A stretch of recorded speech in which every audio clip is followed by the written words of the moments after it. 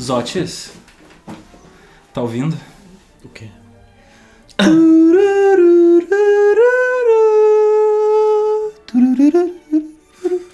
Eu tenho que cantar, porque se a gente usar música, a porra daquela... Como é que é o nome daquela vagabunda que controla o YouTube? A tua plataforma, it's fucked up. Não, mas também Spotify pode. Mas, cara, essa vagabunda vai dar um strike no nosso canal se usar musiquinha, então eu tenho que cantar. Então, ó, todo podcast vai ser essa trilha aqui, ó. Vai ser todo podcast.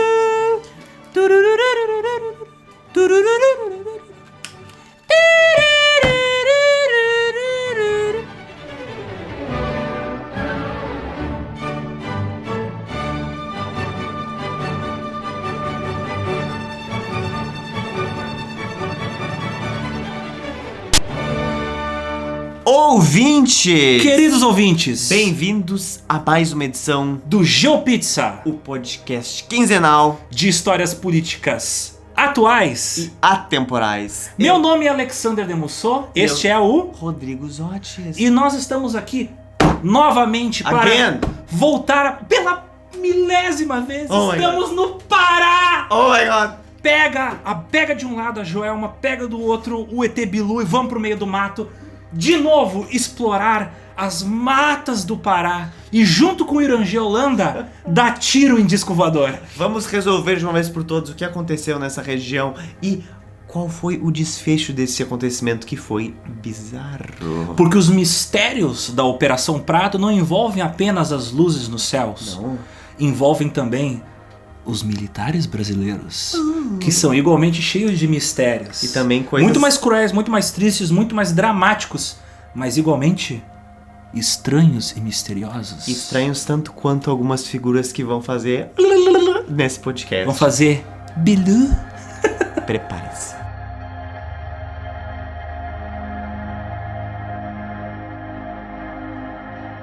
Então, os militares chegam lá. A entrevista com o prefeito de Colares, publicada no jornal Província do Pará, em 20 de outubro de 1977, foi meio que a gota d'água para que gerasse o envolvimento dos militares. No mesmo dia, eles partem de Belém do Pará e vão para Ubintuba, se estabelecendo na base de Colares em 29 de outubro. Mas aí que tá, relatos já estavam sendo coletados pelos militares ali na região desde setembro. Então, tipo, oficialmente os militares foram no dia 29 de outubro, Sim. Mas já havia ali uma presença militar desde setembro. Os milicos chegam lá, fazem uma série de entrevistas com os moradores da região, registrando esses contatos que os moradores de Colares tiveram com as luzes, os encontros que eles tiveram com esses fenômenos que estavam ferindo as pessoas. Por isso que a gente tem tantos dados detalhados sobre esse caso, porque na época o exército brasileiro estava levando muito a sério essa situação e pesquisou os acontecimentos com muito cuidado. Inicialmente os militares não levaram muito a sério os ataques, mas registraram os eventos ali, tete a tete, no papel, na máquina de escrever, e guardaram os relatórios enviando eles para a central de inteligência deles. Eles afirmavam que, como eu falei, aqueles ataques eram resultado de histeria coletiva alimentada pelos jornais sensacionalistas. Inclusive, alguns médicos diziam que o estresse do pânico gerado da população que estava causando a fraqueza e o cansaço que algumas das vítimas afirmavam sentir após os ataques dos OVNIs. Oficialmente, né, a operação então começa em setembro de 77 e ela vai até dezembro. Aqui entra um personagem assim, o personagem mais importante dessa história, que é quem? O capitão Irangê Holanda. Quem era ele? Era um cara que ele fazia parte do grupo de paraquedistas de resgate, o ParaSAR, e ele era um cara muito sério, muito sisudo, calado e quieto na dele. Então ele era um cara assim, tipo, o típico militar sisudo, durão, sabe? Prestem atenção nessas características dele. Cético, acima de tudo. Ele chega na região em 1º de novembro de 1977, vindo de Brasília. Ele pega a chefia da operação do coronel Ferraz, que chega e pergunta pra ele se ele acredita em discos voadores. É a primeira coisa que ele chega assim: Holanda, você acredita em discos voadores? Que boa maneira de começar uma missão militar, né? É tipo uma side quest de videogame, praticamente. E aí é que tá, o cara que tava com o Coronel Ferraz, ele provavelmente já tinha testemunhado algumas paradas acontecendo. Quem chega verde lá de Brasília é o Uranger.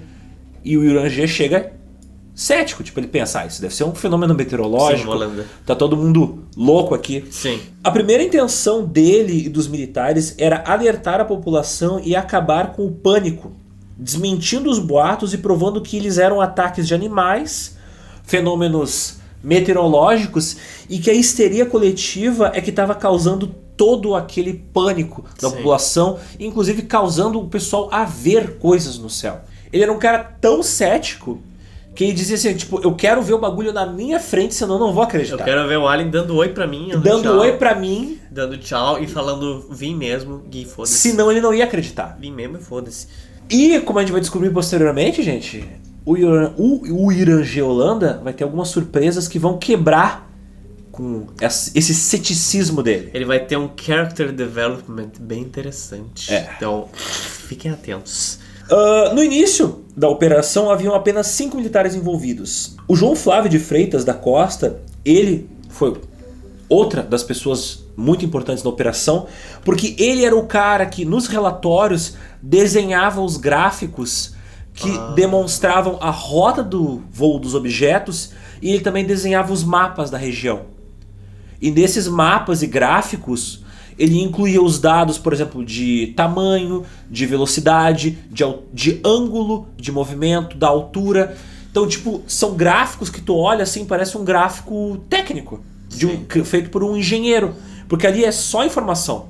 Não é uma ilustração maluca do Astar Sheran loiro, sabe? Tipo, dando oi pra ti. Não, são gráficos extremamente chatos, dada a tecnicidade deles. Sim.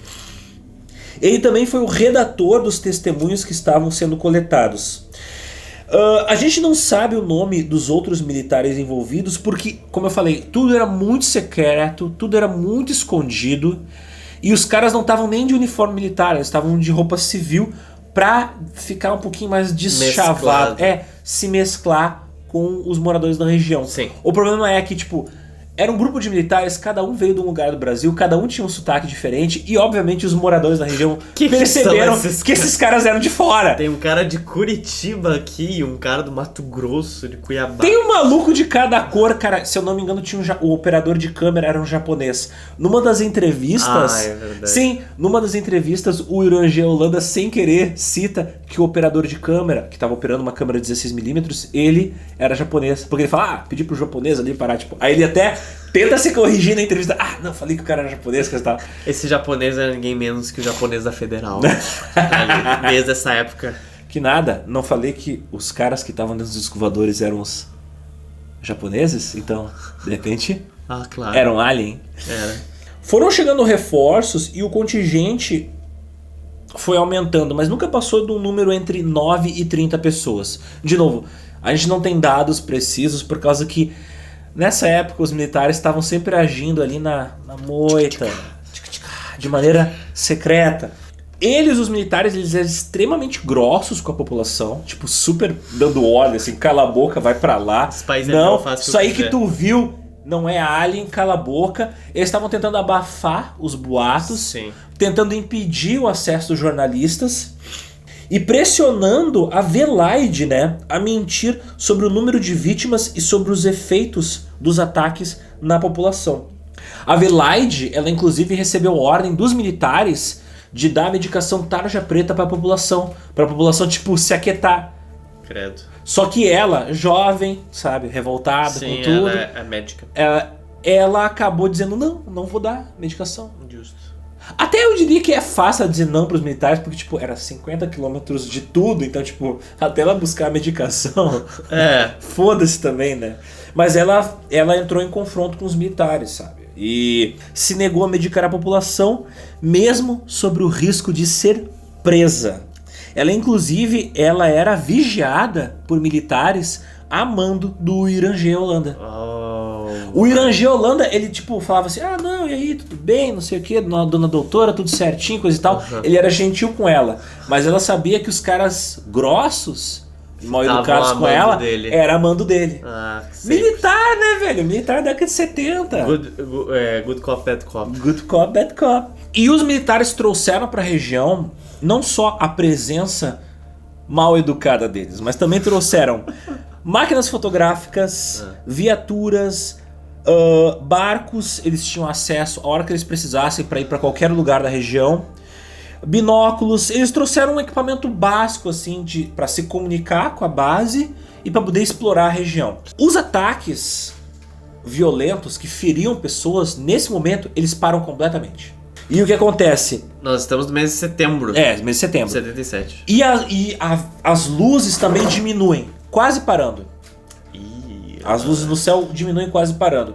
E isso reforça o ceticismo dos militares. Sim. Mas eles prosseguem lá, continuam a presença deles lá, para continuar pesquisando, pelo menos pegando os relatos, né, das pessoas. Eles catalogaram e registraram os relatos sem fazer análise crítica. E o que eles faziam? De barco, eles atravessavam aqueles mangues, e iam naqueles riozinhos, e iam rio acima, rio abaixo, e iam de vilinha em vilinha, de ribeirinho em ribeirinho, pegando as histórias, os relatos das vítimas. Às vezes eles chegavam a viajar 5 horas de barco para chegar a algum lugar. Caraca, chegaram... Sim, então eles São Tomé e Príncipe. Sim, eles para poder chegar nos lugares mais isolados, onde tinham pessoas que eles precisavam entrevistar. E os caras, eles faziam um relatório e a noite toda eles ficavam acordados olhando pro céu. E o relatório é aquela coisa chata, assim, tipo, de hora em hora, tipo, 4 horas, nada a relatar. 5 horas, nada a relatar. 6 horas, nada a relatar. 7 horas, nada a relatar. 6 horas, passou um satélite. Passou um avião. 8 horas, 9 horas, 10 horas, 11 horas, 12 horas. Aí vai lá, e vai dia dentro registrando ali, ó. Não aconteceu nada, tal hora não aconteceu nada, tal hora não aconteceu nada. Quase como um robô. Aí chega lá, 11 horas da noite, luz forte move-se ao longo do céu e desaparece.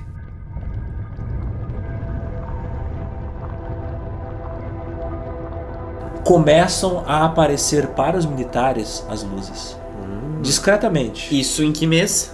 Ainda no início do mês de setembro. Aos poucos, como eu falei, as luzes começam a voltar a aparecer e a seguir os militares. Não acreditou em mim, vagabundo. Agora tu vai ver. Pareciam que elas estavam devagarinho se aproximando e estudando eles. Então os investigadores aparentemente também estavam sendo investigados. Oh, yeah. O William G. Holanda inicialmente afirmava que aqueles eram apenas luzes meteorológicas, fenômenos de raios globulares, sei lá. E ele se recusava a acreditar que aquilo era algum tipo de fenômeno extraterrestre. As luzes, no caso, elas acompanhavam as vigílias dos militares e acompanhavam as expedições deles. Porque houve situações onde as luzes cercavam o acampamento e eles pegavam o acampamento e mudavam de lugar. E aí as luzes e seguiam eles e cercavam assim, não queria me registrar, me registra então. Esse novo acampamento. Me registra então.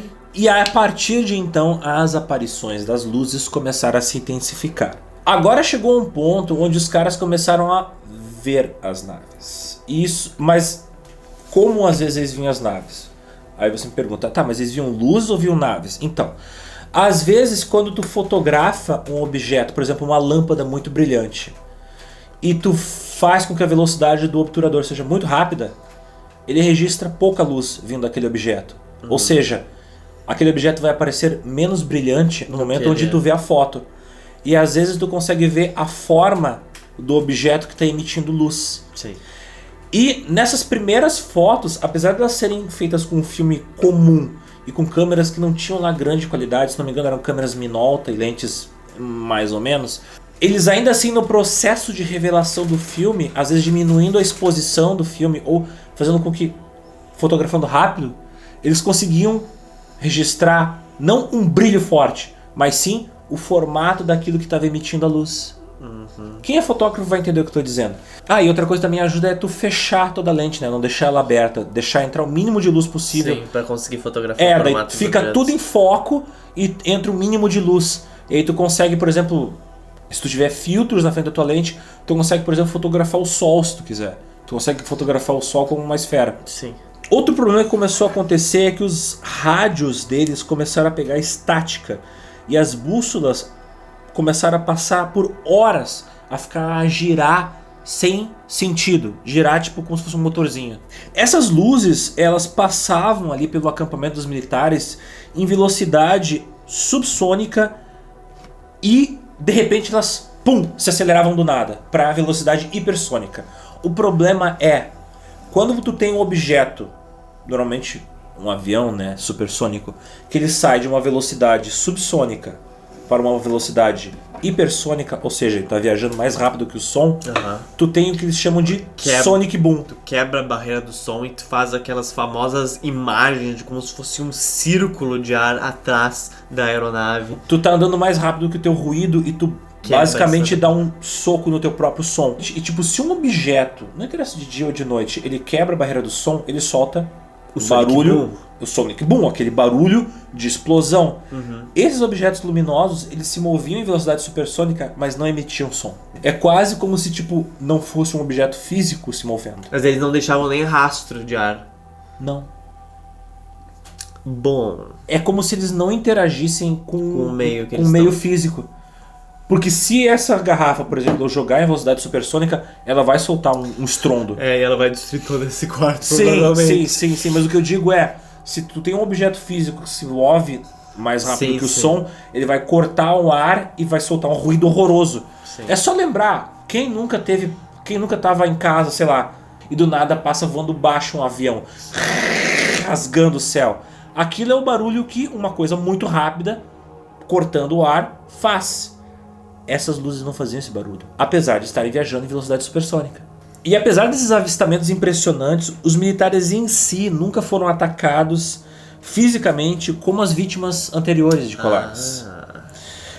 Eles começaram a se acostumar com a presença dessas luzes que apareciam e elas começaram a aumentar a frequência da aparição delas. Como eu falei, elas seguiam o acampamento dos caras. E elas começaram a aparecer agora em variedades diferentes de cores e formatos e de intensidade de luz. Eles também falam num relatório que estava complicado registrar aquelas luzes que eles estavam vendo, porque o equipamento que eles tinham era uma merda. Depois de revelado, o filme fotográfico muitas vezes não aparecia nada nas fotos impressas. Às vezes eles fotografavam um objeto extremamente luminoso e quando eles revelavam o filme não aparecia nada. Por que isso? Não sei. God knows. God only knows. Mas eles perceberam que às vezes quando eles revelavam o filme e colocavam aí o filme revelado pronto, sem imprimir numa foto, o rolo de filme revelado, o negativo, eles colocavam uma luz, uma lanterna ali grudada nela, às vezes eles conseguiam ver a silhueta do objeto, estava emitindo a luz. Que era numa forma tipo discoide, às vezes tinha um formato de um avião, às vezes era só uma esfera. Eles tinham formatos variados, os objetos. Sim. Observação que eu preciso fazer. As fotos desse período elas são de baixíssima qualidade, as fotos desse período da pesquisa. Mas lembrando que na época, muitas vezes o filme fotográfico não possuía uma grande sensibilidade. Hoje é fácil tu pegar uma câmera básica e ir aumentando o ISO dela. Sim. Mas na época, se tu precisava registrar uma foto com maior sensibilidade, com maior ISO, tu não mexia no ISO na câmera. Tu tinha que comprar um filme com um ISO mais alto. Sim. O ISO, para quem não entende foto, é a sensibilidade do teu filme, na época, né? Hoje em dia é sensibilidade do teu sensor, que tu pode regular ali. E essas luzes, lembrando, elas se moviam muito rápido. E os militares estavam utilizando lentes zoom. E para quem já tentou fotografar um movimento, um objeto se movendo em alta velocidade com uma lente zoom, sabe que é dificílimo acompanhar. Imagina tu com uma lente 300mm dando um foco num troço que está 300 km de distância, tu tentando acompanhar aquele bagulho se movendo rápido, às vezes tu te perde. Sim. Hoje em dia é difícil, mesmo com estabilização na câmera, estabilização de imagem na câmera e na lente. Imagina numa época onde as lentes eram apenas mecânicas. Então era muito complicado os caras fazerem um registro de qualidade, e é por isso que as fotos daquela época são péssimas. Sem falar que às vezes quando os caras estavam registrando objeto em movimento, no filme fotográfico às vezes só aparecia o rastro do bagulho, não aparecia o objeto em si, porque os caras estavam tentando acompanhar e às vezes a câmera tremia na mão. Sim, né? E aí fica um borrão enorme. Fica um borrão enorme. Você já fica agora imaginando nessa época. E de novo, o cara tá usando lente zoom, já é ruim de acertar o foco. Sim. Então às vezes a única coisa que o cara às vezes estava vendo o disco voador ali, mas só conseguia registrar um borrão. A câmera que eles tinham era uma Minolta e as lentes que eles utilizavam eram uma 200mm e uma 1000mm. No relatório de novembro de 77, que não é o relatório final, os caras falam que as luzes são naves pilotadas por alguma forma de inteligência, porque elas demonstram intenção nos movimentos delas. Esse, como eu falei, ainda não é o relatório final, e nele é onde eles pedem mais recursos para poder fazer os registros mais detalhados. Isso eles pedindo aos superiores deles.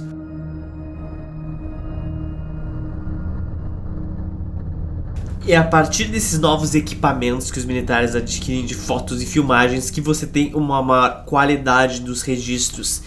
Através dessas câmeras com filmes especiais, que aparentemente era inclusive tecnologia estadunidense, é que eles conseguem começar a fotografar luzes com a melhor qualidade. Agora eles tinham câmeras da Nikon, câmeras de uso militar com filmes fotográficos que registravam ultravioleta e infravermelho.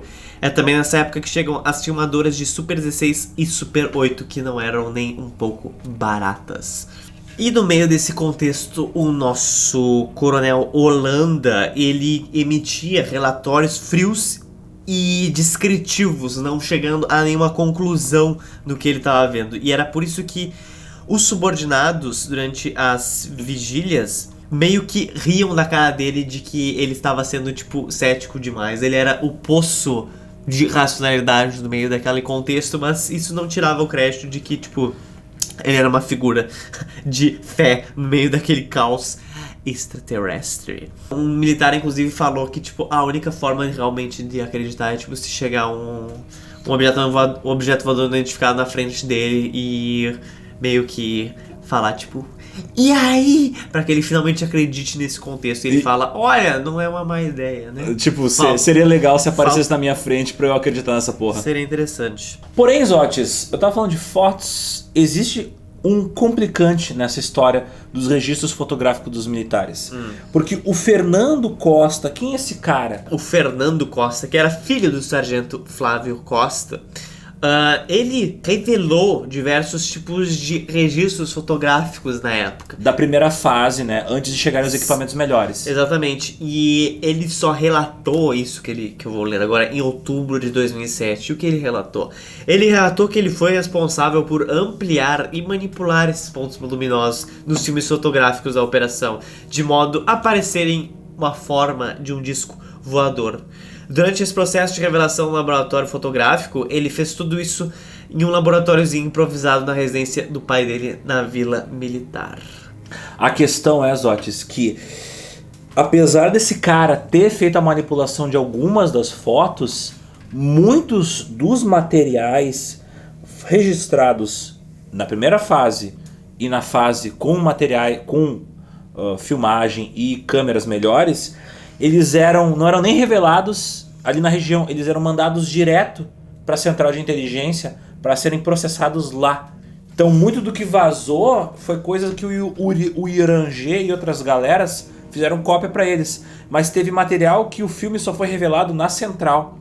Então, tipo, mesmo que o Fernando Costa tenha falsificado algumas das fotos, é bem provável que a maior parte delas, as cruas, foram mandadas, os rolos de filme foram mandados sem revelar e foram revelados na central, e não houve envolvimento desse pau no cu tentando criar fake news.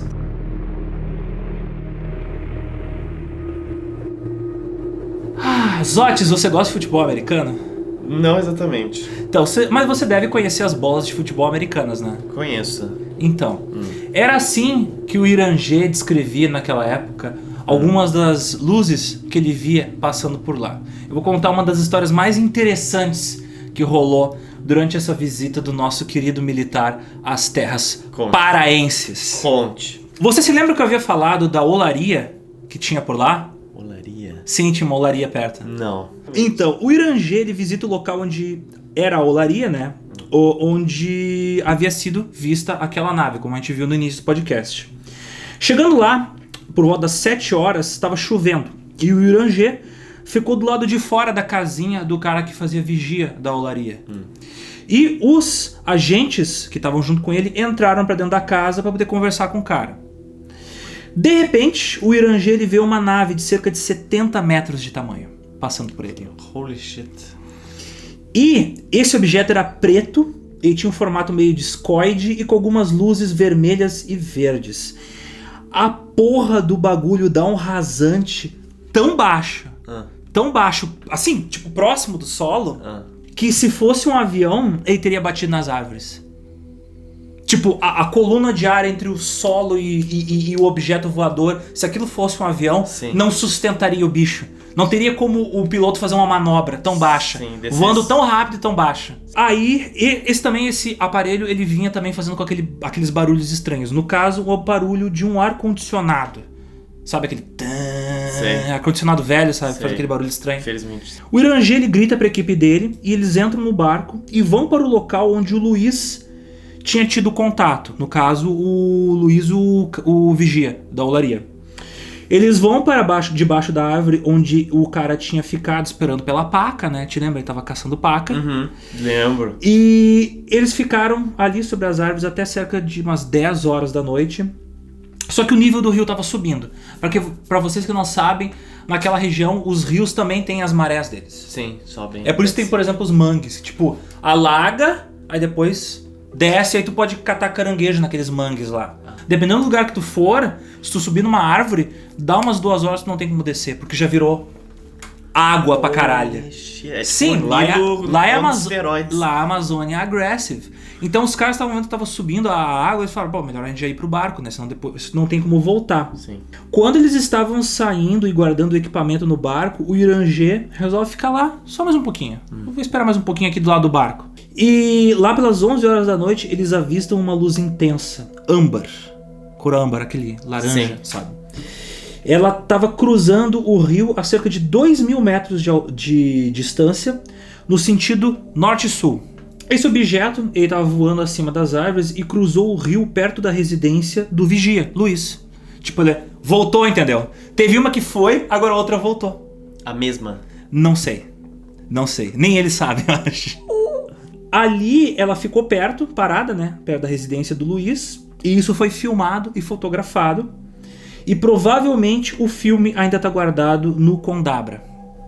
Na filmagem, o Irangê, ele descreve que, tipo, o objeto, ele brilhava tanto que o reflexo dele no rio parecia uma chama.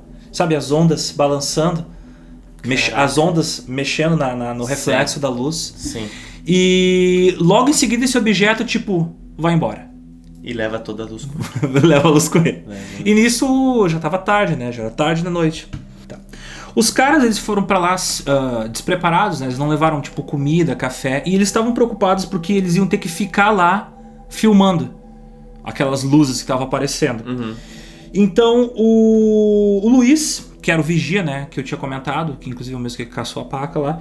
Ele se propôs a ir até a casa dele e fazer um café pra galera e trazer. Então ele saiu de barco, remando, e foi junto com o guri. E eles meio que desapareceram, assim, na neblina. Foram embora. Momento Rick and Morty, assim. O mundo é complexo demais pra entender. Vamos tomar café. Vamos tomar café. Não, mas o que tu vai fazer, cara? Não parar de noite filmando alienígena. Cara, eu vou tomar um café e continuar filmando. O que vou tem? ouvir um GeoPizza. E aí, do nada, uma luz intensa vem da esquerda deles e passa por cima deles bem devagar, a cerca de 250 metros de altura, fazendo um ruído leve. O Irangê pede pro japonês, isso é uma coisa interessante, no relato do Irangê, ele até pede desculpas por ter falado que era um japonês.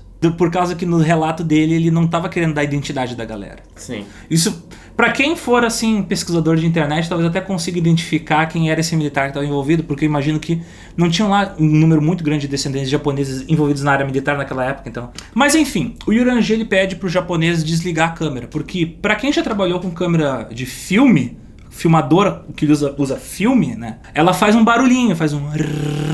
Se a câmera não tem aquela coisa de blipada, não lembro agora, se ela não bloqueia o ruído. E uma câmera de 16mm faz barulho. E aí o cara pensou, porra, que barulho é esse? Será que é da câmera? Aí eles desligaram a câmera. E eles perceberam que o barulho não era da câmera. O outro barulho que eles estavam ouvindo, tava vindo da nave. Era um barulho oscilante parecido com de uma bicicleta. Sabe quando tu levanta a bicicleta do chão e roda a roda dela? Roda, correia girando. Aí é aquele barulho da correia, da roda girando. E o Ranger dá ordem pro japonês, tá, foda-se, continua filmando. Eles continuaram filmando o objeto. Quando chegou à beira do rio, essa luz, ela apagou. E eles perceberam que ela tinha o formato do quê? Que é de uma bola de futebol americana. De uma bola de futebol americana. Só que de pezinho. O problema é que é o seguinte, ela era translúcida, né? E cheia de janelas. Então era tipo um disco voador que eles apertaram a cintura dele. Pelas medições, pela estimativa deles, esse objeto ele devia ter cerca de 100 metros de altura. Porque ele estava do outro lado do rio de onde eles estavam. Sim. E eles estavam observando, filmando e fotografando. A nave, logo em seguida, ela começa a voar continente adentro. Primeiro lentamente, depois ela acelera. E isso daí já é 11h30, meia-noite. Mas não para por aí os eventos que eles testemunharam nessa noite. Entre meia-noite e 1h da manhã, uma luz azul muito forte foi observada pela equipe a 70 metros de distância deles, do outro lado do rio, voando em direção a Belém. Ela vai longe e depois volta, como se estivesse, sabe, escaneando o lugar, observando, como um drone, vigiando o lugar. Ela para na frente deles, na outra margem do rio, e fica lá parada, como se fosse um sol azul. Sim. Uma luz forte azul. E os caras, a essa altura, já estavam completamente apavorados, né? Porque puta que pariu, desses bagulho voando em cima da gente. E depois de 3 minutos deles filmando e fotografando, a luz apaga e novamente eles percebem que esse objeto também tem o formato de uma bola de futebol americana com cerca de 100 metros de altura, mas dessa vez sem janelas. Talvez era um brother ali do... Era Sneak. Era Sneak. Esse aí tava com a janela fechada. Segundo as descrições do Irangê, eu não lembro agora, mas a princípio ela tinha uma luz vermelha, eu não lembro agora se em cima ou embaixo, mas tinha uma luz vermelha e verde. Agora eu não lembro qual que... Porra, não era azul essas cores, e vermelha. Isso aí me incomoda um pouco porque nesse caso parece muito aquelas luzes de avião. Pois é, vermelho, pô, tem que ter um estético esses darem ao menos, sabe? Vermelho. Parecia uma, sabe, aquelas luzes que tipo, sim. Se eu não me engano, as luzes de avião, cada uma tem uma cor pra tu saber em que direção o avião tá voando, né? Porque às vezes de muito longe tu acompanha muito lentamente o bichinho voando. Sim. Então, parece com isso, parece tipo umas luzes de orientação. Eu acho isso estranho. Isso entra depois numa teoria que eu vou explicar pra vocês sobre o que eu tenho, sobre o que de fato eram essas luzes. Logo em seguida, abre a nave. Oh my god. Abre a nave. Pera, no céu?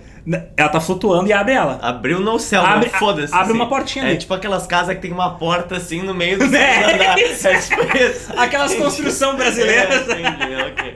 Abre o... Não, cara, eu lembro...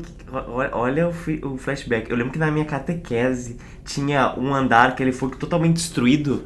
Só que aí deixaram as portas onde era o andar. Então era um bloco inteiro cheio de porta no ar. Era tipo The Sims, sabe? Tiraram e ficou aquilo lá.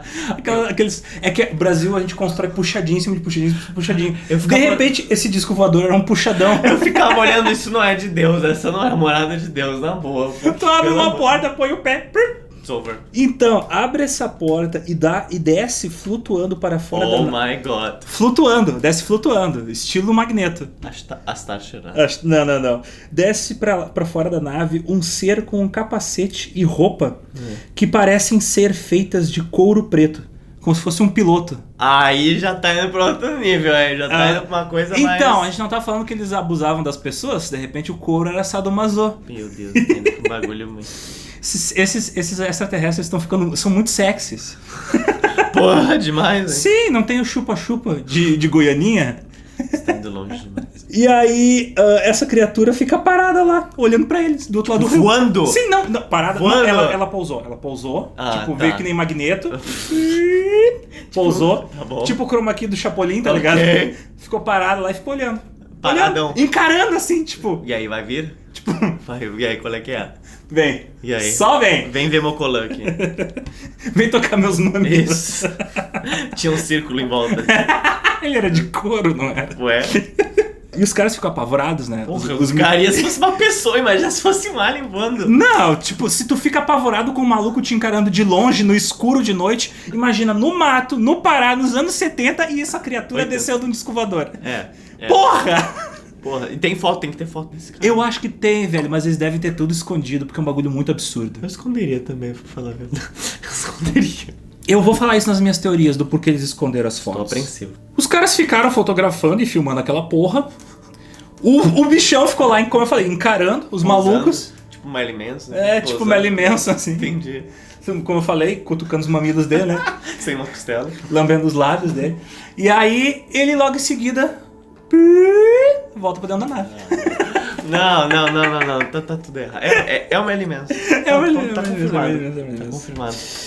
E aí o cara volta pra dentro da nave, a nave fecha a porta, decola lentamente e quando ela já tá a cerca de 1 km de altura do solo, ela solta um brilho e dispara que nem Enterprise. Cara... E vai embora. Viu, acertei, eles estavam sem janela porque eles estavam vestidos dessa forma. Tava uma putaria lá dentro, o cara tava só chamando. Exatamente. Vem cá. Eu acho que eles estavam rolando alguma coisa, um cara desceu ali pra mijar rapidão, só que não viram porque tava longe e voltou. Foi exatamente isso que aconteceu. Desceu pro mijar e voltou pra Suruba. Cara, e aí termina a noite, a última noite de aliens, de OVNIs e aliens, né? Que o Irangê e a equipe dele testemunharam.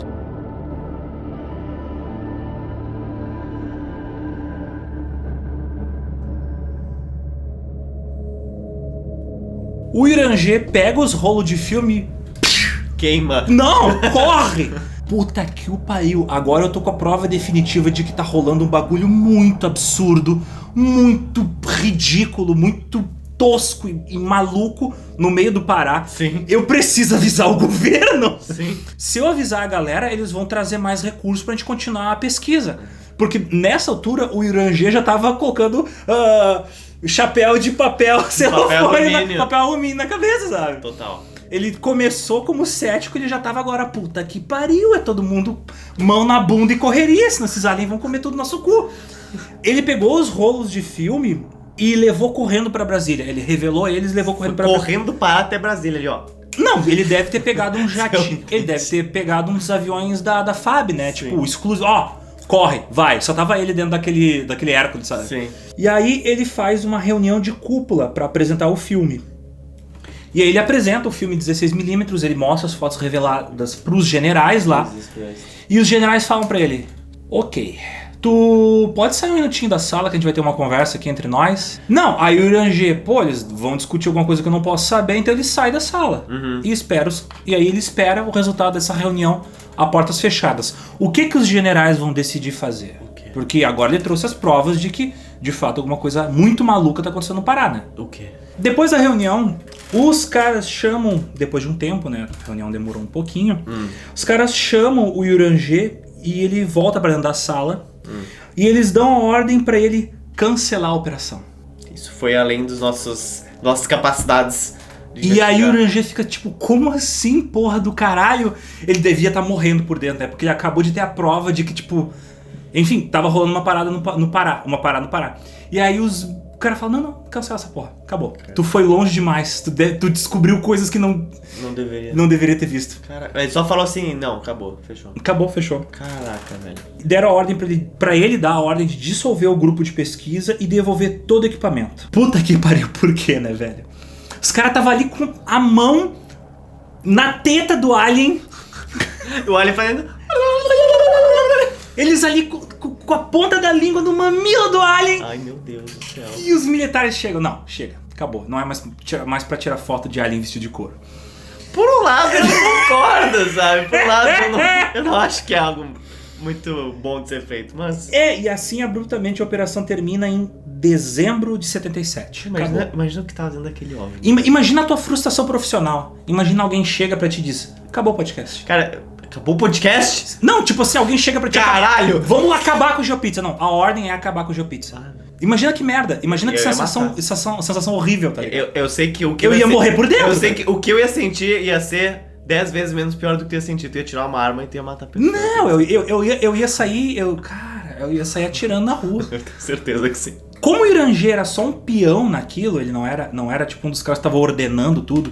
Ele era um cara de, sei lá, quinta, sexta patente nessa história. Não era o cara que tava controlando a operação de verdade, ele era só o cara que tava dando as ordens em campo. Ele não podia falar nada, né? E a gente sabe que na área militar tem muita treta interna. Porra. Em toda a área que tem uma organização muito complexa tem treta interna. Tudo que envolve pessoas tem treta interna. Deus sabe lá o que tinha acontecido lá. Talvez os caras, por medo até, tenham cancelado a operação. Sim. Isso é muito além do que aquilo que a gente pode entender. Já que eu não posso fazer nada, cancela. Isso no final da década de 70, né? Isso em dezembro de 77 acaba a operação. Eu acredito que o governo militar tinha preocupações mais tangíveis nessa época do que Marlin fazendo... Mas aí já era quase a época do início da abertura, né? Início da abertura é final dos anos 70, 78, 79. Mas é isso, a galera não sabe o que estava rolando por trás e o Irangê ficou extremamente chateado com isso. E a galera da operação dele também. A galera da operação não falou nada. Militar, né? O militar só respeita a ordem, cala a boca e baixa a cabeça. O Irangê, que era um cara um pouco mais sério, é que ele ficou um pouco mais puto com essa história. Como eu falei, o Irangê ficou chocado porque com o filme ele achava que aí ele ia ter conseguido mais financiamento para ampliar o escopo da pesquisa e da operação. Uma das hipóteses que o próprio Irangê levanta é de que eles pararam a operação tão abruptamente por causa que a pesquisa deve ter sido passada para o governo americano, para a CIA. Mas isso é uma teoria do Irangê e de alguns teoristas da conspiração. O que não me parece muito fora da realidade, porque para quem estuda o golpe brasileiro sabe que houve envolvimento direto de militares americanos. Sim. E houve inclusive envolvimento direto da CIA e do embaixador americano no Brasil. Na coisa de fazer o golpe dar certo. Sim. Parece coisa de filme, mas no Brasil já aconteceu coisa de filme, sabe? Então, não para mim a ideia de que a operação foi passada para as mãos do governo americano é a coisa menos absurda que eu falei até agora. Sim, e isso é uma coisa que tá, registrada, isso aconteceu em todo o continente sul-americano. Sim, os americanos... Detalhadamente. Os americanos treinaram os militares brasileiros como torturar e depois, durante a Operação Condor, os brasileiros treinaram os chilenos, os argentinos. Então, o Brasil sempre teve um envolvimento muito próximo com o governo americano durante a ditadura militar. Total, ele era o berço para distribuir o American Way of Life no continente sul-americano.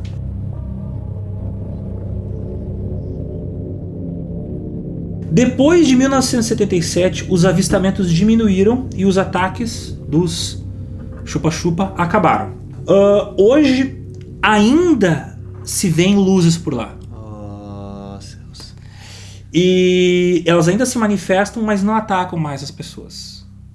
Eu imagino que eles veem um número muito menor de luzes. E como eu falei, existe a possibilidade que às vezes o pessoal vê no céu um satélite.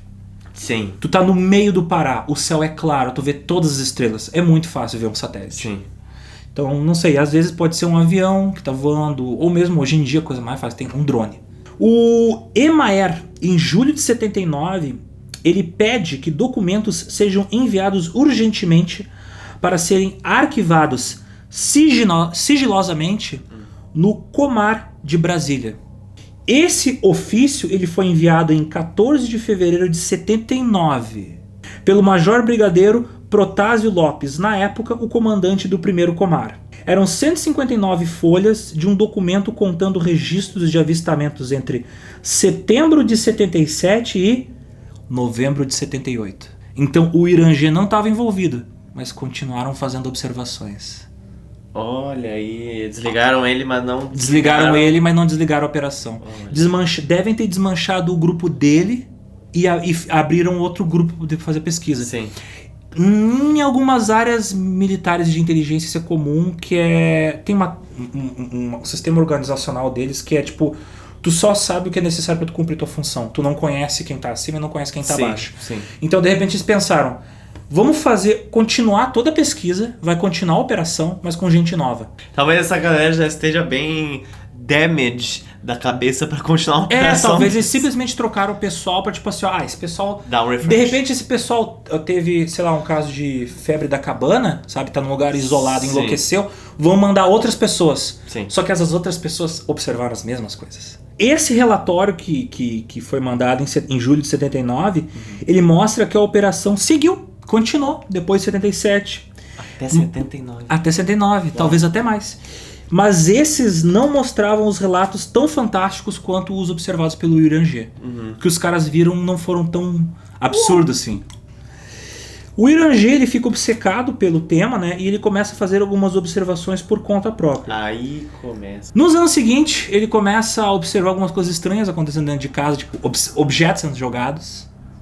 Ah, eu vi essa entrevista. Essa entrevista eu vi. Ele sofre de paralisia do sono e ele recebe inclusive visita dos aliens. Tá, aí começa. Aí eu já acho que é bullshit.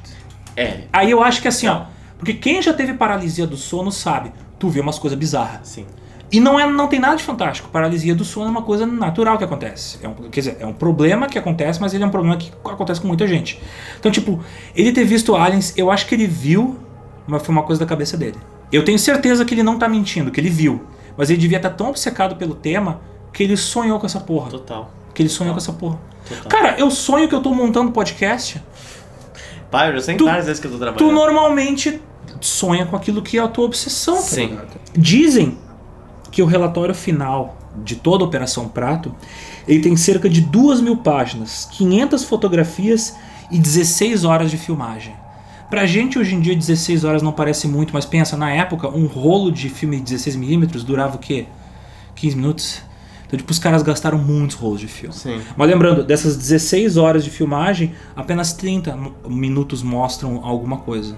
Os relatórios têm as ilustrações complexas de mapas da região, com os infográficos ultra detalhados da rota e da movimentação das luzes.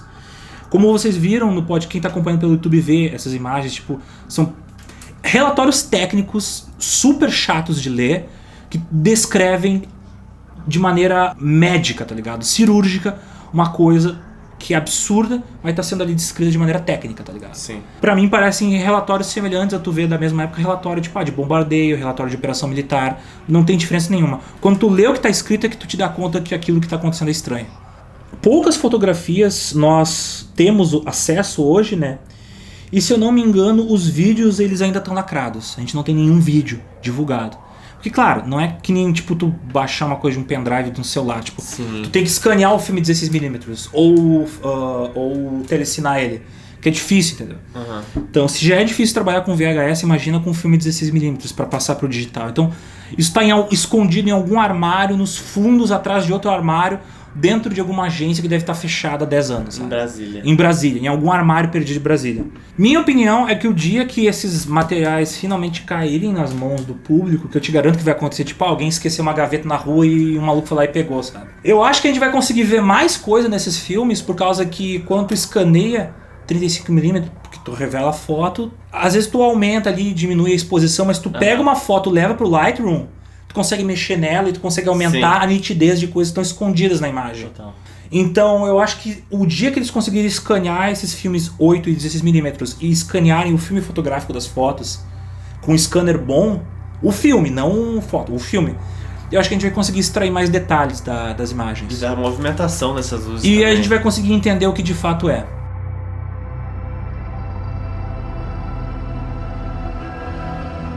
Vamos para as revelações agora. Como é que a gente sabe de tudo isso que aconteceu? Por causa do testemunho do Iranger, né? Mas quando foi que o Iranger abriu a boca? Quando? Então, em 1997, o Ademar Javaerd, que ele era, se não me engano, editor da revista UFO, ele dá uma entrevista para o Fantástico falando sobre a Operação Prato. Lembrando que nos anos 90 teve aquela febre ufológica, né? Porra. No mundo inteiro. Chupa-cabra, Arquivo X. Durou até os anos 2000. Até 2006, por aí. E aí o Iranger, nessa altura, ele estava morando numa casa de praia, no litoral do Cabo Frio, e ele vê essa entrevista do cara da UFO no Fantástico e ele pensa, sabe o que mais? Eu já tô aposentado, eu posso falar. Agora é a hora. Agora é a hora de revelar a porra toda, jogar a merda no ventilador. O Iranger, ele entra em contato, né, com o editor da revista UFO, dá uma entrevista de 2 dias de duração para o Ademar Javaerd e para o Jacques Petit, que são 2 ufólogos. 2 dias eles passam lá na região e filmam em VHS uma entrevista com o Iranger. É nessa entrevista que ele revela a existência do relatório de 2.000 páginas, mostra o relatório, o pedaço do relatório que ele tem, né, em casa, porque tinha uma cópia do relatório. Ele mostra o relatório com os carimbos do exército. Sim. Tipo, tá lá carimbado. Secreto é do exército. No caso da Força Aérea, não do exército. Ele explica o escopo da operação, uma operação que o governo brasileiro sempre negou a existência até aquele momento. Uma operação da qual só se tinham boatos. E o Irã G é a primeira pessoa que revela provas de que de fato a operação aconteceu. Até 97 a galera só tinha boatos da operação. Não sabia se ela era real ou não. Mas foi com o testemunho dele que foi com o testemunho dele em 97 que a gente tem a comprovação que de fato os militares foram por lá. E na porque o exército brasileiro e a Força Aérea Brasileira negavam que isso tinha acontecido. Que eles tinham mandado gente pra lá. Sim. O problema é que assim, ó, tu pega jornal do Cozinho do Pará, lá, o papel amarelado, tá escrito militares na região. Então, tipo assim, hoje em dia, claro, pra gente é fácil, tem scanner, a galera escaneou, mas em 97 ninguém sabia, porque as cópias dos jornais que noticiavam a vinda dos militares pro Pará estavam numa gaveta de alguém. Então era tudo de lembrança, não tinha documento. Hoje em dia tu tem acesso, Sim. Inclusive os jornais da época. Como eu falei, o Irã G, ele deu o relato dele porque ele não estava mais na ativa, ou seja, ele poderia falar sobre as operações nas quais ele se envolveu. Mas isso não significa que ele não estava livre das garras do exército. Uma vez militar. Uma vez militar, sempre sob a sombra. Braço forte, boa amiga. Boa amiga. Ele chegou a dar mais uma entrevista e chegou a fazer umas palestras, acho que umas 2 palestras. Mas em 2 meses após a entrevista, antes da matéria ser publicada na revista UFO, o cara aparece morto. O Irã G morre de morte... Morrida. Não, morte matada. Morte morrida matada. Ele foi encontrado enforcado na própria cama. Ele foi encontrado enforcado na cabeceira da cama. Agora me explica. Tá. How the fuck você se enforca na sua própria cama? Tá. Vou fazer minhas considerações. Esse documentário que o Irã G Holanda revela essas coisas tem no YouTube inteiro. E eu acho muito interessante, se você quer saber sobre alguém, você olha como ela se expressa, como ela conversa, como ela elabora as frases. A gente vai linkar no episódio. É bem engraçado porque o nome do vídeo é Operação Prato. E o Irã G Holanda conta tudo full. Tem 1 hora e tem quase 2 horas de vídeo, então é bastante coisa. Ele conta todos esses detalhes. E ele conta também episódios que ele teve com alienígenas na casa dele. Sim. Como o Alexander falou. Assim, eu tava acreditando assim, eu tava dando corda até o momento que ele falou que ele virou pra trás, acho, e tinha um alien na frente dele. E as coisas da cozinha dele saíram voando, assim, tipo, eram como se fossem jogadas, assim, por um Mr. Sneak, assim, sabe? Um Gasparzinho. Ele e a família viram, ele viu por causa que ele era obcecado com isso, e ele teve visões, porque tu tem visões... Eu não tô dizendo visões sobrenaturais. Tu de fato, tua mente engana teus olhos e tu acha que tu viu. Tu não viu, mas na tua cabeça tu vê coisas quando tu tá com febre, quando tu tá sonâmbulo e quando tu tá com paralisia do sono. Então eu acho que ele e a família viram. Ele, por causa que ele era obcecado, a família viu, por causa que também devia ter pesadelo, por causa que ele contava essas histórias pros filhos dele. Imagina tu viver com um cara desse na tua casa. Eu também ficaria paranoico parecido com ele. E eu olhando pra entrevista, assim, eu penso, esse cara, ele não tá mentindo ele não tá porque ele acredita no que ele fala. Mas ele tá muito fora da casinha. E isso tu pode ver na entrevista que ele... Cara, ele não tá ok. Ele não tá saudável. Militar é foda. Eu vou te dizer, uma vez eu trabalhava em 2010, eu trabalhava numa gráfica e a gente tinha um cliente que ele era militar. E ele serviu no Haiti. E o cara era todo esclerosado. O cara era novo, forte, treinado, ele sabia lutar pra caralho. O cara era fuzileiro, porra. Mas ele era meio traumatizado. Por causa que ele viu coisas... Ele viu coisas que um ser humano normal se vê... estraga pra vida inteira. Ele viu, tipo, crianças matando crianças pra poder ter o que comer. Mas ele contou pra vocês isso? Sim, ele contou essas histórias pra gente. Quando ele era cliente nosso na gráfica e, tipo, ele fez uns cartões de visita e contou essa história. Se chama estresse pós-traumático. Sim, e eu acho que o que o Irã G teve foi estresse pós-traumático, porque ele era um militar da década de 70. Quanta coisa errada ele já não deve ter feito pro governo americano, pro governo brasileiro? E outra, ele conta... Se tu é envolvido diretamente em operações, essas fudidas... tu vê coisa que te traumatiza, entendeu? E tu vê na entrevista dele que ele até chama o golpe de 64 da Revolução de 64. Então, Ele pode ter, né, se envolvido de uma forma ou outra nesse Não, é contexto. que todos os militares dessa época chamavam de revolução, porque eles acham que eles salvaram o Brasil. Sim, mas eu tô dizendo que... E eles não, e muitos não estavam sendo hipócritas, muitos de fato acreditavam que eles salvaram o Brasil da ameaça comunista. Sim. Porque eles achavam que a ameaça comunista era muito pior do que na realidade ela era. Sim. Mas eu digo que tu não sabe também até onde ele se envolveu nos assuntos militares, sabe? Ah, não, com certeza. Se ele foi colocado como chefia daquela operação, ele provavelmente já tinha prestado serviço competente em outras operações do Exército. Sim, no caso da Força Aérea, né? Sim. Eu tô falando aqui o Tom PT do Exército, mas o que eu quero dizer é Forças Armadas. No caso, o Iranger era da Força Aérea. A FAB. Da FAB. Então, eu acho que o Iranger era um cara sério, até demais pro nosso gosto contemporâneo, né? Eu acho que ele era um cara que levava muito sério o trabalho dele. Ele era um militar sério. Eu acho que ele foi traído e muita coisa que ele viu depois de 77 é da cabeça dele, se não tudo. Sim, total. Mas eu acho que as paradas que ele viu na época eram real. Porque não apareceu mais ninguém pra falar.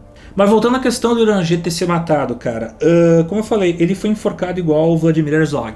Tipo, não tinha altura do chão pra ele se enforcar, ele foi encontrado enforcado. Mas ele foi encontrado na cama com uma corda de roupão no pescoço. Eu não sei, ele foi encontrado enforcado, tipo... Na cabeceira da cama. Na cabeceira da cama. Tá, não tem como ele estar pendurado.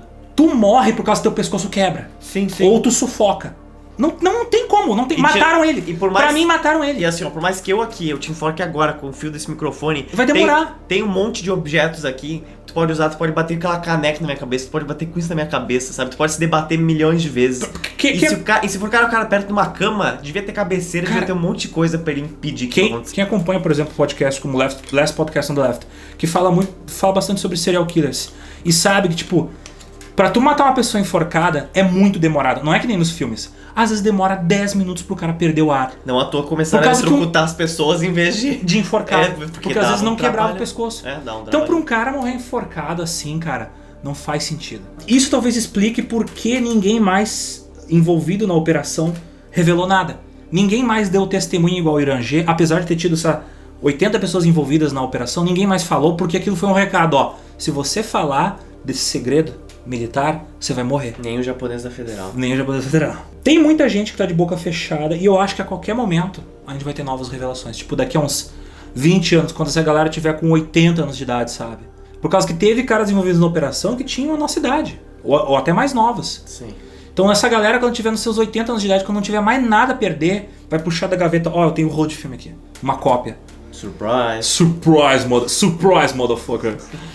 Ó, se estivermos certos, Joe Pizza será um precursor, né? Olha só. Quero 200 mil apoiadores no Apoia por causa disso, brincadeira. Aí a gente vai pensar, eu juro por Deus, se me derem o rolo de filme, eu escaneio com essa câmera e divulgo no Joe Pizza. Filmes dos ETs. Tá aqui. Tem muita gente envolvida nessa questão toda que tem um quadro de depressão até hoje. Gente que morava lá. E eu acho que o Iranger também teve um quadro de depressão. Marilyn Manson é pesado demais pra qualquer um.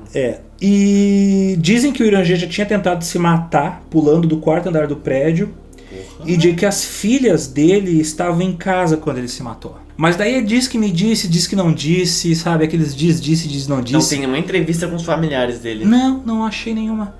Então eu acho que isso aí é fofoca. Eu acho assim, ó, que mataram ele. Eu acho que os militares mataram ele. Olha, eu vi uma reportagem depois sobre a morte dele. E tinha uma galera dizendo... E olha só que interessante, eu li na revista UFO.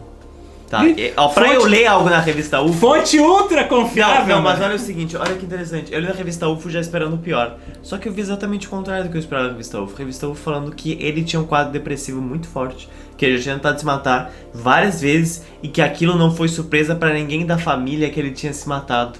Aí eu fiquei... Now that's interesting. Porque a revista UFO falando que certamente foi suicídio. Why? Vou te explicar por quê. É do interesse da revista UFO que todo mundo pense que o Iranger se matou, porque daí facilita para outras pessoas aparecerem com novas revelações. A galera espalha essa narrativa de que ele se matou para que... revelem mais coisas.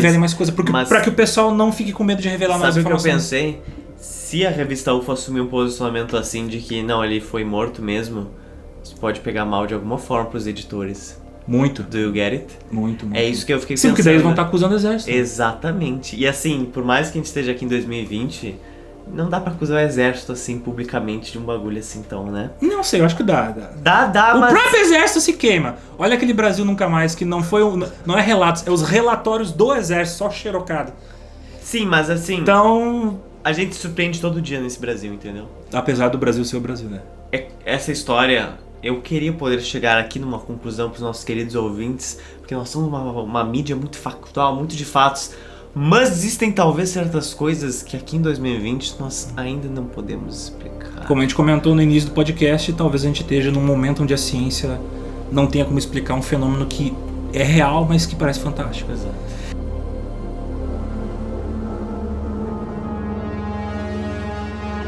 Em maio de 2007, depois de uma campanha liderada pelo Javaerd, a campanha UFOS, Liberdade de Informação Já, documentos foram liberados pela FAB, que revelou que eles de fato pesquisaram discos voadores desde 1954.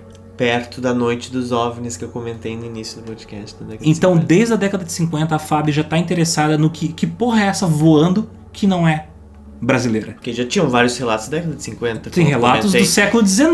Não, e tu tem transmissão de rádio, salva da galera comentando. Que Sim, porra é essa, que porra é essa, que porra é essa. então... Mas, de novo, não são discos voadores, são OVNIs. A gente não sabe o que é. Poderia ter sido um asteroide, Sim. um meteoro, não sei. A partir de então que começa a pressão para que o governo e a FAB liberem mais documentos, porque a merda já tinha sido jogada no ventilador, né? Hoje tu encontra no Arquivo Nacional mais de 4.000 documentos de pesquisa ufológica de décadas passadas, com vários registros de avistamentos de OVNIs. Mas isso porque já passaram 50, 60, 70 anos de que isso aconteceu.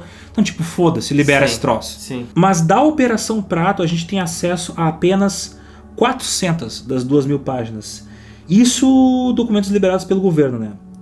E as fotos que a gente tem são fotos que foram vazadas aos poucos ao longo dos anos. Provavelmente por galera que tinha a cópia, guardou o filme e mandou pra FAB só a foto impressa revelada. Ou mandou só cópia do filme pra FAB. Interessante.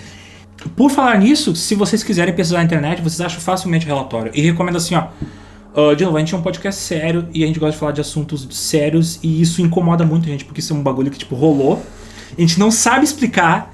Então, tipo, se vocês têm alguma dúvida, vão ler o relatório, que é fácil de achar. Tem em PDF em 5 ou 6 sites diferentes. Tu encontra isso no archive.web. Sim. Tu acha o relatório. Então, Tu acha até na revista UFO. É, Eu sei que muita gente procurem não o quer relatório. evitar esse site, mas às o vezes, relatório é o mesmo em todos os sites. o relatório não foi da revista UFO. O relatório é o relatório do Exército Brasileiro, das Forças Armadas Brasileiras.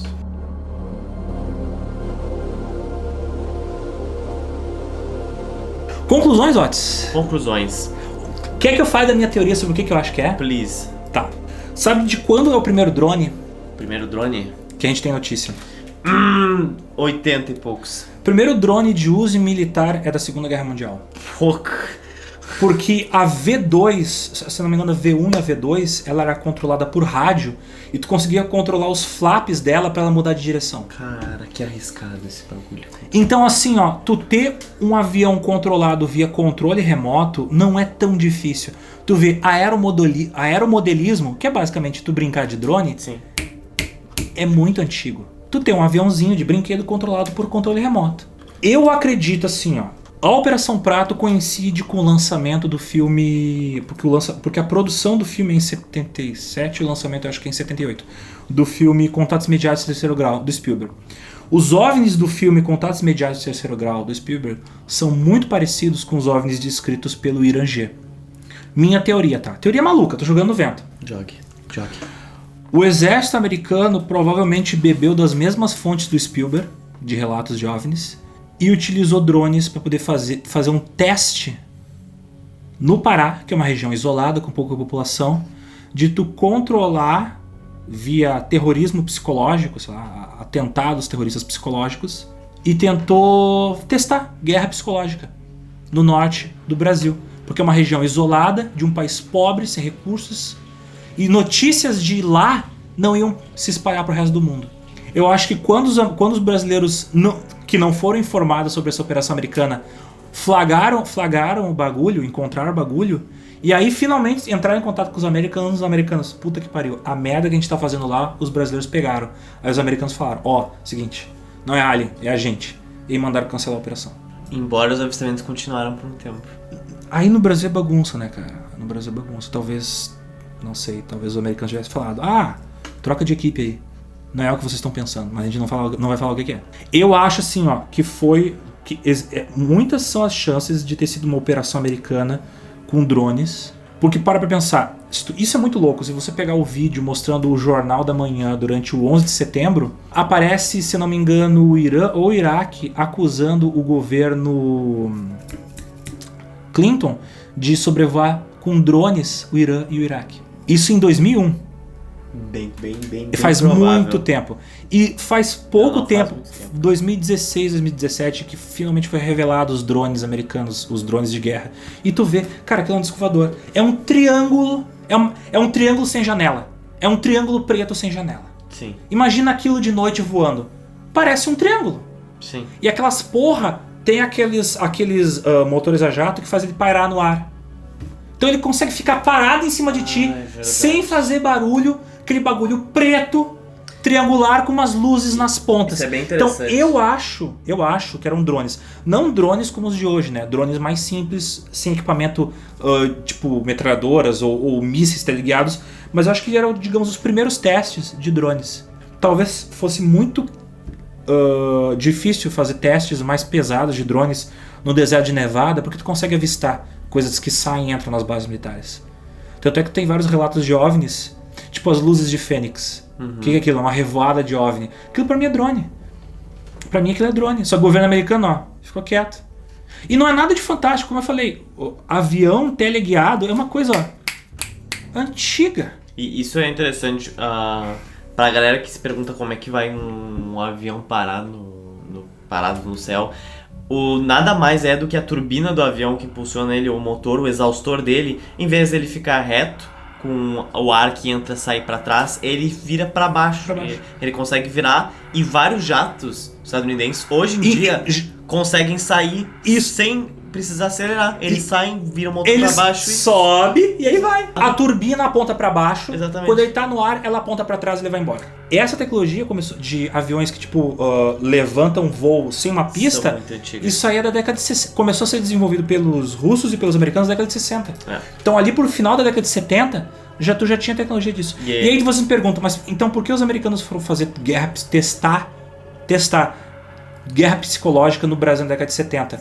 Pra quem não sabe, os americanos tinham um programa que testava guerra psicológica, ou manipulação psicológica nos anos 70, que é o MK Ultra. Que é parecido com a Operação Prato no sentido de que o governo americano nega a existência, mas a gente tem documentos que provam que existiu. Tem essa. Então... Nos elucide sobre a MK Ultra. A MK Ultra foi uma operação americana que ela testou desde drogas como é que eu vou dizer? Psicodélicas para psicoativas, para poder testar e tentar manipular a mente das pessoas. De novo, para quem curte ouvir podcast em inglês, tem um episódio do Last Podcast on the Left que eles não dão uma de piração de teoria da conspiração, não. De fato, eles falam, esses caras relatam que eles sofreram tortura do exército americano porque eles eram soldados e se ofereceram poder, como cobaias para o MK Ultra. Um dia a gente tem que fazer um episódio só do MK Ultra. O MK Ultra foi tipo uma das coisas mais criminosas que o governo americano fez com a própria população americana. Sim. Eles pegavam e testavam, faziam testes de manipulação psicológica com soldados. Isso envolvia drogas, envolvia tortura psicológica, envolvia eletrochoque, tudo que tu possa imaginar de errado.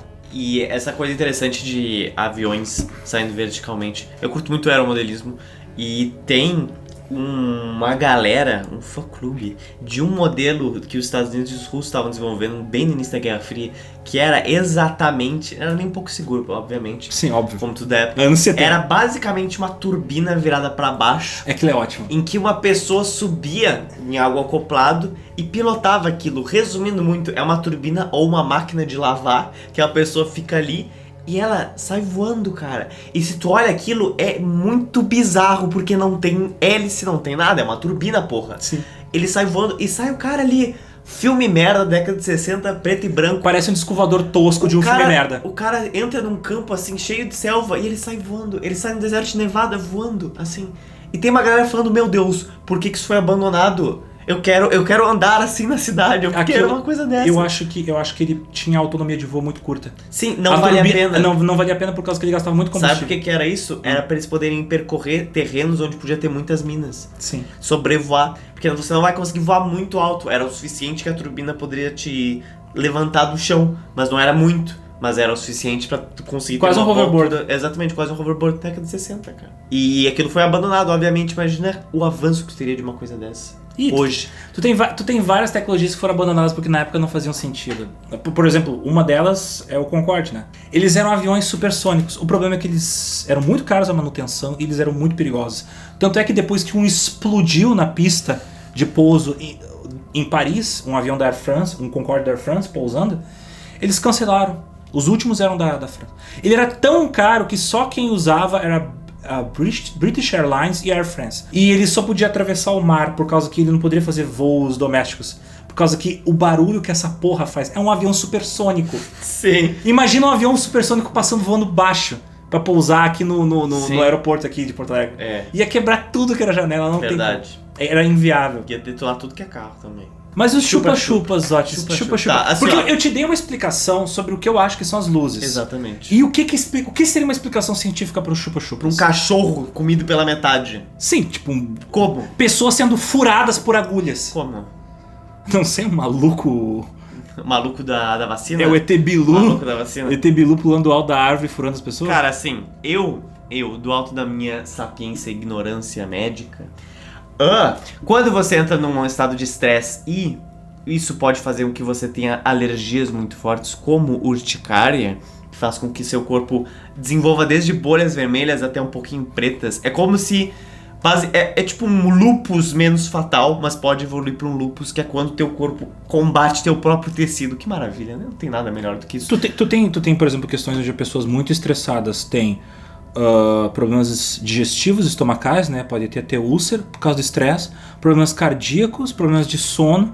Então, tipo, quando a tua mente tá bagunçada demais, Sim. Exerce pressão sobre a parte física do teu corpo.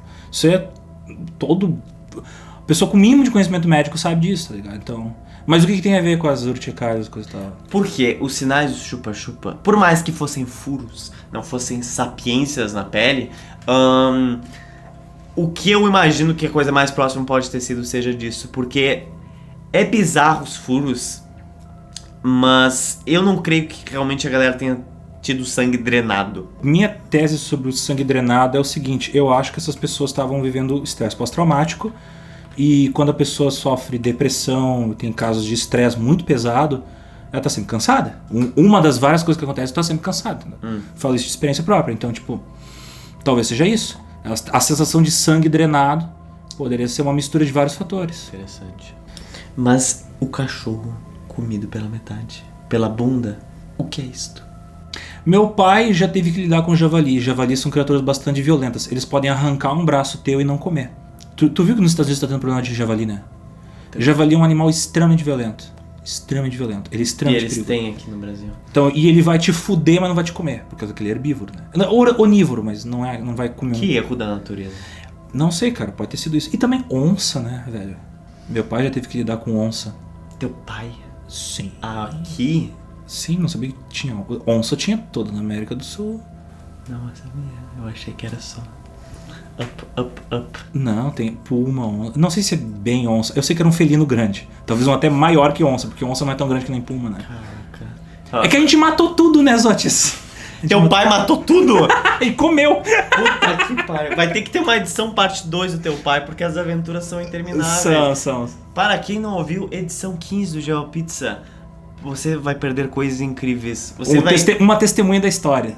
Uma testemunha literalmente da história que pegou, visualizou, matou a história do século XX e comeu e cozinhou. Comeu e cozinhou essa história do século XX. Imperdível. Zotis, eu te pergunto o que mais você gostaria de adicionar a esta história cheia de luzes brilhantes, discos voadores e militares loucos do pó. Militares loucos das luzes. E Michael Jackson pulando das árvores. Olha, cara, eu só posso dizer uma coisa muito simples. Busquem o conhecimento. Busquem conhecimento. É tudo que eu posso dizer pra vocês. Cara, isso aí é tudo uma armação do ET Bilu e dos intraterrenos, não é dos extraterrestres, é do pessoal que vive no centro da Terra. Meu Deus, aí foi longe. Que é outra teoria maluca que daria um outro podcast muito doido.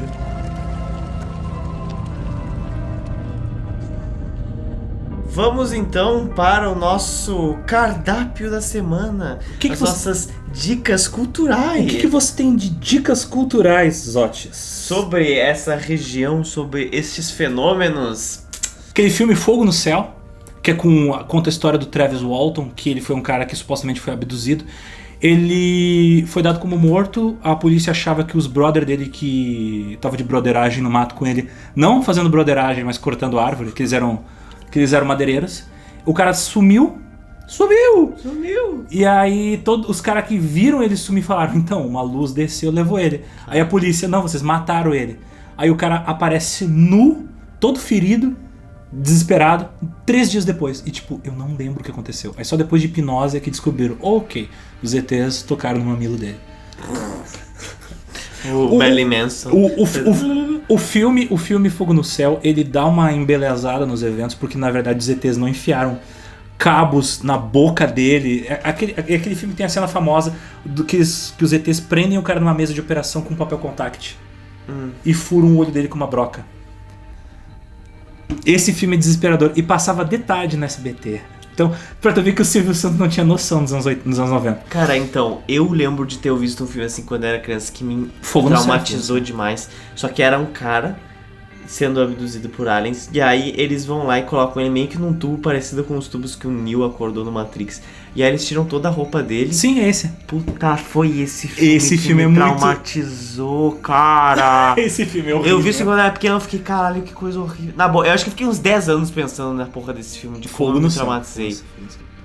Esse filme é doente. Eita, que tu indicando ele. Sim, Algum outro filme interessante? Algum outro filme interessante? Bem, tem o relato da Bernie, do Bernie e da Betty Hill, que é um caso famoso de abdução.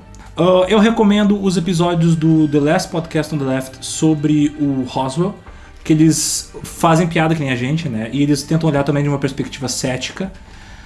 Se não me engano, o Henry Zebrowski, que é um dos 3 caras que faz podcast, ele é um pouco mais crente, mas meio que eles destrincham o caso e veem que, tipo, na real era só realmente um balão meteorológico, só que era um balão meteorológico de espionagem. Então por isso que eles... Sim. Sabe aquela coisa? Que outros casos que a gente tem? Cara, tem tanto filme de extraterrestre. Independence Day é bom. A gente foi longe demais. Não, Independence Day eu acho divertido pra caralho. Ele é um filme ruim com um orçamento muito grande e muito bem escrito. Então, tipo, livro de ET. Os Deuses Eram Astronautas, que é um livro muito... É um filme, é um livro ridículo, mas é muito divertido pra tu conhecer casos arqueológicos curiosos. Assim, se tu ignora toda a parte de ET e só presta atenção nas partes onde ele descreve ruínas curiosas pelo mundo, o livro é super legal. Mas ele é tipo muita loucura.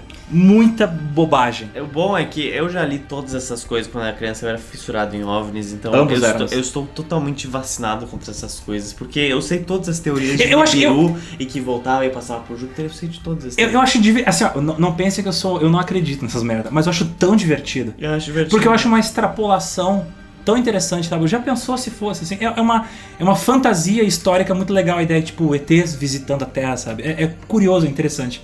Pra mim, 99,9% é bobagem. Bullshit. Well. Vamos agora fazer o quê? Falar sobre o que, Zotis? Ouviu? O que, Zotis? Ouvistes? Peraí, eu tô vendo algo. Ouvistes? O que? What is it? I can hear it. It's coming. Chamando na tele. As mensagens dos nossos queridos ouvintes. O que eles falaram sobre o nosso podcast? Here it comes. Nossa última edição foi de Roma. A última edição que a gente lançou quando a gente tava gravando esse podcast. Exatamente. Lembrando que estamos sempre voltando no tempo aqui. Sim, aqui a gente viaja no tempo todo. Tivemos grandes comentários super elucidativos sobre essa edição. O Rafael Oliveira falou: só eu que queria que a moda dos banheiros públicos e dedo no cu e gritaria não tivesse morrido. Claro que ela não morreu, cara. Tem lugares em São Paulo e no Rio de Janeiro que você pode ir que tem banheirão, tem dedo no cu e tem gritaria. O tempo todo. E tem muita broderagem. Só você tem que tomar cuidado. O Matt Ben, que ele constantemente... O quê? É o Matt. O que tem? Ele Matt. Puta que pariu, eu vou te banir, expurgar desse mundo.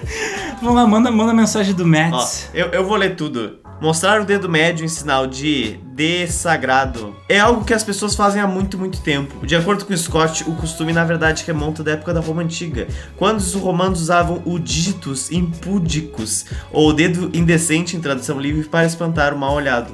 Para os antigos romanos, o dedo médio estendido trazia semelhança com o membro sexual masculino e, portanto, era exibido toda vez que alguém sentia que estava sendo mal encarado maliciosamente. Isso porque os romanos acreditavam que poderiam se proteger de maldições e pragas mostrando seu pipi manual mágico. Here it is. Well, vamos elucidar os nossos ouvintes de quem são as pessoas que tornam essas edições possíveis, porque eu e você aqui somos seres humanos que se alimentam de alimento, de luz solar. Nós fazemos Os outros fazem fotossíntese, mas eu gosto de um bifão, o meu cadáver, bem passado na manteiga, na chapa. Para tudo hamburgão. isso acontecer, Nós precisamos de dinheiro. nós precisamos de dinheiro. Para pagar os equipamentos, para poder financiar a eletricidade que circula por essa câmera, pelas células fotovoltaicas, pelos LEDs, por esse microfone. Então, nós temos queridos apoiadores que, graças a eles, isso torna essas edições possíveis. Quem são eles? Quem são eles? Quem são eles? Vamos ler quem são eles. Eles são como o João Bosco, que é um apoiador. O Eduardo Isler, que é um apoiador também. O Bruno Mross, também um apoiador. O Tarcísio Júnior, igualmente um apoiador. O Rodrigo Faria, ele é, na verdade, um barão. O Matias Carneiro dos Anjos, barão. Bernardo Liz, também como barão. O Rafael Zendonadi, que é um visconde. Assim como a Giovanna Mazzali, também um visconde. Tiago Gomes, ele também é um Visconde. Visconde é a partir de R$10 por mês. A Viviane Damasceno Barros também é um visconde que apoia com R$10. Já o Aleph Souza, ele é um conde. R$20 por mês. E o César A. Freitas é um marquês. E quanto maior a sua categoria, maior os seus benefícios. Não só maior você provém para a gente, mas maior o GeoPizza provém para você. O que são essas coisas? Essas coisas são desde falar diretamente conosco, com o nosso grupo de apoiadores, como também participar de sorteios de livros, dependendo do quanto você nos apoia. Gostaria de receber livros que tem a ver com as edições que tratamos aqui? Expandem, acredito que sim, para as estrelas o nível de conhecimento que nós exploramos. Porque aqui no GeoPizza a gente pega só uma fatiazinha do que a gente explorou. Exatamente. E fala para vocês. Mas vocês, quando vocês nos apoiam, concorrem a livros que podem expandir seu entendimento dos assuntos que nós discutimos aqui. Vocês vão ficar tão elucidativos quanto o Iranja Holanda. Um catarse de conhecimento. Então tá. É isto. Tivemos nossa pizza com o formato de um disco voador. Voltaremos daqui a 15 dias com mais uma edição do GeoPizza. Dessa vez uma edição será bem oriental, a próxima. Então, tem uma dica. Pizza com gosto de quibe. Falei, joguei no vento, tá dito. Então, até logo. Até mais. Beijo na bunda. Agora eu vou gravar. E cuidado com o Michael. Que ele pode descer das árvores e pegar vocês. Montado em cima do ET Bilu. Tchau!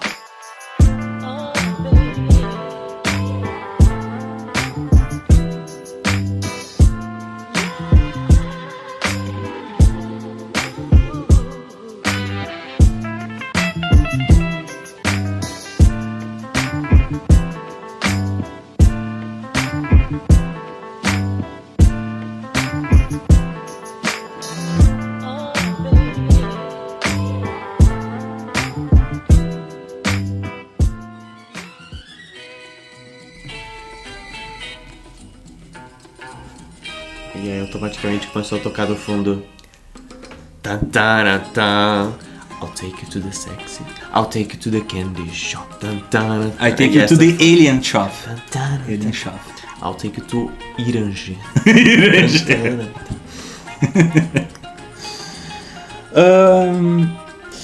Tá todo mundo nu pilotando a nave, né?